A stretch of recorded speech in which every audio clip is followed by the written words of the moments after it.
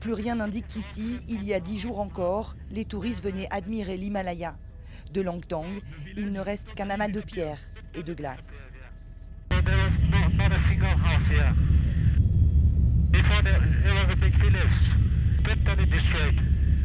55 pensions et refuges, un haut lieu touristique qui a disparu de la carte.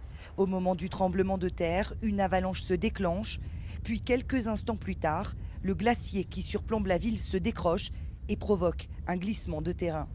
L'éboulement a été d'une violence inouïe, presque impossible d'y réchapper. Regardez, il a traversé la vallée et puis il est remonté sur l'autre flanc. On voit les arbres penchés dans la direction inverse.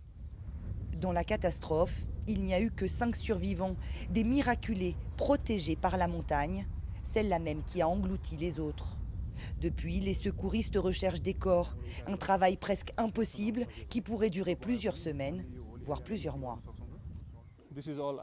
Tout cela, ce n'est que de la glace, et elle doit fondre. On ne peut pas apporter d'engin parce qu'il n'y a plus de route. Tout ce qu'on peut faire, c'est creuser et utiliser du sel pour accélérer la fonte. 90 étrangers étaient présents à Langtang ce jour-là. Des équipes de secours arrivent du monde entier pour prêter main forte, d'Allemagne ou d'Espagne.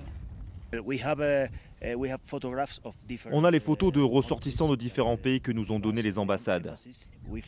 Par exemple, hier, nous avons trouvé un corps et nous avons pu identifier que c'était sûrement un Australien. Entre les habitants, les guides et les touristes, l'avalanche pourrait avoir fait 350 morts.